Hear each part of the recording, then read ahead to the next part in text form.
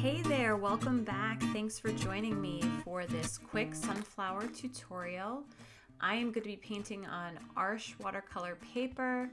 We are also using, or I am using my Princeton Aqua Elite brushes, size 12 to start, and my paints are a combination of Windsor and Newton, Cadmium red, French ultramarine blue, and the Alizarin crimson, as well as Quinacridone magenta from Daniel Smith, Payne's gray from Windsor and Newton, and my ivory black from Windsor and Newton. So really just that one Daniel Smith color.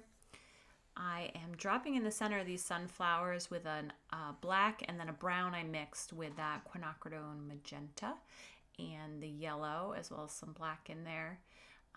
And now moving into the petals. This is a really loose project. So we're using the tip and the belly of our brush to kind of push those petals out, using lots of paint and letting it run out with lots of water as we go around the sunflower.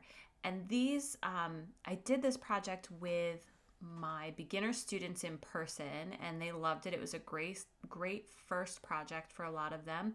We did use this design, this outline and composition, which has foreshortening in it. So you can see those petals that are closest to us in the front there are a little bit oddly shaped. They're much shorter, and that's as if you were looking at it and that sunflower is kind of turning away from you. Those petals would be coming out at you. Same thing for this one on top. We're doing these little short kind of around the center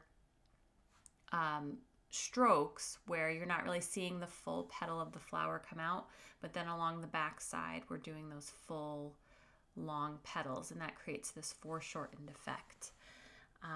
But I'm just really loosely laying in that yellow color, and I am going to go back with a darker yellow. So I'm going to use my cadmium yellow and a little bit of that Quinacridone magenta mixed in to create another layer of a deeper, kind of richer yellow, much warmer yellow, orangish color over top. So I am going to lay in that other layer. And this flower, this one is so great because this one is facing away from us, and really it's just basically painting half a sunflower, and those petals are kind of just bending away from you. And then we'll put the green stem on the back, and that will really let the viewer know that it is moving away from us, or that is turned away from us. So here I am dropping in these stems. I'm not being too careful with these. I let a little bit of that green bleed right into the flower, and on the back side of this sunflower, I definitely want the green to bleed in a little bit, giving it that natural kind of loose texture, which I absolutely love. That looks so gorgeous. And then I'm just going in with a little bit darker blue in my green, so a bluish green to create a shadow, and popping in that last stem there. So we're just making this nice little trio bouquet of sunflowers. And I'm definitely going to go in and add another layer to a lot of this. This looks great. I could definitely get away with kind of stopping after this layer and still have a nice piece, but I want those flowers to look a little more full. So I am going to go in with another layer, again with a slightly deeper toned yellow, which you're going to see in just a moment. Laying in the leaves here. Leaves were definitely the hardest part for my beginners.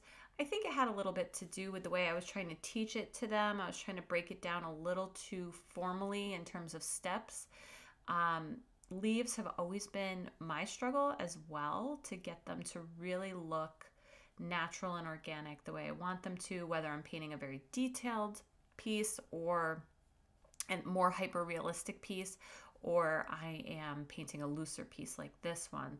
Leaves always give me a little anxiety as I approach them, and I really have to stop and think to myself, like, what do I want this leaf to look like? What's the size of this leaf? I do really like this one that I'm painting right now, how it comes out. It has this real sketchy feel, and sunflowers have this beautiful, these really big broad leaves that have these kind of jagged edges. And I think when I was teaching my students, I was trying to teach them a little too precisely about how to create that jagged edged feel. And they, because of my direction, they got really into like trying to create these really controlled jagged edged leaves. Right here, I added a lot of water to my green, and I'm laying in actually leaves in the background, even though I'm painting them right over the top, because I really lightened up that color of paint with a lot of water, made it very translucent and transparent. It actually looks like they are behind. So I added those, and here I am now going over this layer with, or this, a second layer of petals, and I'm trying to kind of go a little bit between where I would see petals, where I painted the first layer of petals, and laying in a little bit more red, a little bit more orange, just dropping in that color to make certain areas pop, and that just looks really lovely. Oop, I'm getting some bing bong notifications on my computer as I record this. Sorry about that. And there we go. I'm just going to lay in the backside of this sunflower as well. And then go back in. My brown has really dried very lightly. Wow, that's crazy how light that got. I'm going to go in and drop in another layer of that brown color around the darker center. And you can see I was not worried about the yellows bleeding in. I think that's a great look for this loose painting. And I'm not really worried about the browns bleeding a little bit out into the leaves either. I actually really like it, as long as it doesn't get too out of control and my petals get completely brown. That's not what I'm going for, but a little bit of bleed really helps bring the two areas together. So just finishing out some final details with a little bit darker green, a very dark olive green in some of the leaves, will round us out in this loose sunflower painting. Thank you so much for joining me. Again, I'm Shayna Searcy from Umbrella Arts Academy. I really enjoyed painting with you. Keep your eye out for more tutorials to come on YouTube and Facebook, as well as Instagram, wherever you're finding me. And thanks again. I'll see you soon.